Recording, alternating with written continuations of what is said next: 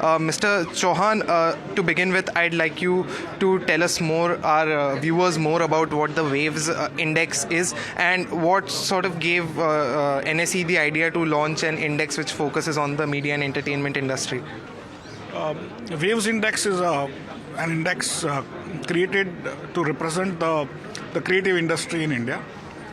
And there are, when the Waves conference was being conceptualized by the CM's office, they had at that time called us up saying, would you be able to launch a Waves Index because it's going to be a growth industry? And we said, yeah, we have many types of sectoral indices, and we will also be able to create one. That is where we had promised them, and today we have fulfilled our promise of launching the Waves Index. The way I look at it is the Waves conference has kick-started the thinking about how big the creative industry in India can be. But at some point in time, Waves conference will get over. But Waves Index will remain forever, and that's where it's going to be a legacy of this conference, where you will highlight only on the creative industry of India, which is going to go up leaps and bounds, and this index is going to anyway give people an idea of what kind of performance those companies have done over the last 1, 3, 5, 10 years. My next question would be to you, Mr. Chatterjee. So we know there are indices which already track the media space. So Nifty Media, again, has been a hit and miss with retail investors. So with the new Waves Index, what kind of an inflow into Indian markets are we seeing through this particular index? And do you expect to add more companies beyond the 43? Okay, just to clarify on that particular point, so the media index focuses only on the media universe, and it includes both print as well as digital media. The purpose of creating the web index is not to create another media index, but to kind of reflect, as Ashish was talking about, the content creating economy, right? So therefore we identified a completely separate set of industries that we have included in the Nifty Web Index. Of course, there will be some overlap between the media index as well as the web index.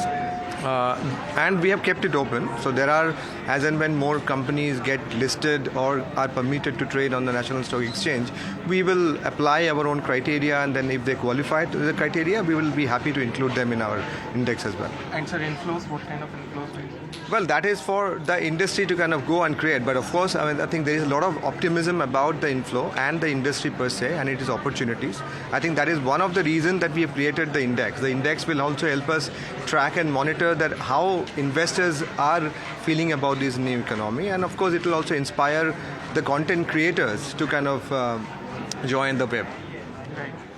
Mr. Chouhan, my next question to you would be, this morning there was news about, for the first time in 22 years, DII ownership in Indian markets, Indian companies rising beyond the foreign ownership. So do you think FII holdings in Indian stocks have peaked out, and do you think this is the time of DIIs going forward? It is the other way around. When the country is able to fund its own growth, the foreigners also end up getting more confidence. What is talked about, that when you talk about percentages, you forget about the absolutes. The absolute funds from FIIs or FPIs are coming in droves. In fact, this month has been positive, right? And so, basis what they expect the economy to grow or not, even Indians and foreigners would invest. But largely speaking, the Indian institutions becoming large enough is actually a good sign that Indian investors are actually funding India's own companies and India's own growth. Right, sir. Secondly, I wanted to ask you on a different topic. So, we had earlier reported that the market regulator is building a mechanism wherein it will monitor suspicious pump and dump activity like bulk deals and block deals, and a central repository system is also being worked upon. So, is this something that NSE is also a part of in the discussions that the regulator is having with the exchanges? Naturally, as and when SEBI opens up discussions, NSE and other exchanges and other institutions are always part of that. That is how SEBI functions. It's a very consultative process and also collaborative process. So that's where, finally being frontline regulators, exchanges will also participate in whatever SEBI wants to do. And sir, when can we see something concrete coming up? Again, it depends on what are the ideas SEBI has, and we are yet to finalize, because this is the first time that it has been talked about, and so once it crystallizes, we will be able to see what is it that final outcomes would be. Right, sir. Also, we know there's been a lot of media talk about the whole Gensol incident, and even SEBI's order on it focused on how NSE was on the front line going and seeing all the misreporting that is happening. So is that a focus area that the exchange is building upon now to ensure that there are good practices being followed by entities listed on the exchange?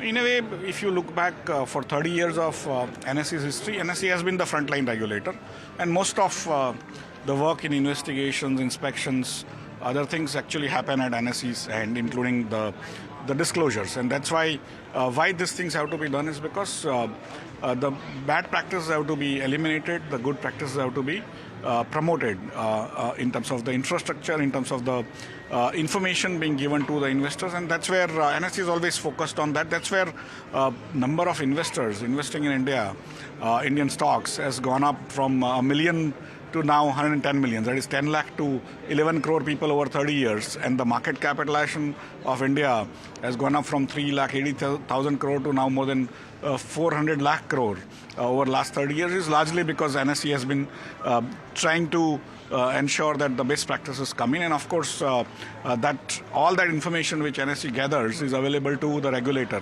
and that will continue in terms of in some or other updated way basis consultation between the regulator, main regulator and the frontline regulator. Sir, what kind of an updated system are we looking at? Because like you said, it's already been robust, but there are some cracks through which cases like your Gensols, your Bharat Globals keep slipping through. So what are the updated system that, can you give us a clue as to what you're talking about? No, it's again SEBI would discuss with the market participants, including a larger consultation with the industry, what they can provide, what they cannot provide, and then they will, basis that, they will decide what kind of disclosures are required, because ultimately the Indian stock markets and across the world, it's not on prescription, it's on disclosure.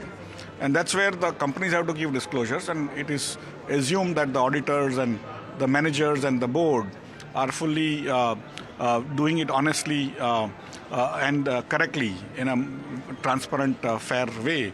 And that's where basically you see this cracks, but it's also on disclosure basis across the world. And it's depending on the circumstances, the regulator would come out with additional regulations or also may tighten regulations at some point in time. Right, so basically you are hinting at a more robust system of making timely disclosures, am I correct? And also more integrated, more granular disclosures, so to say.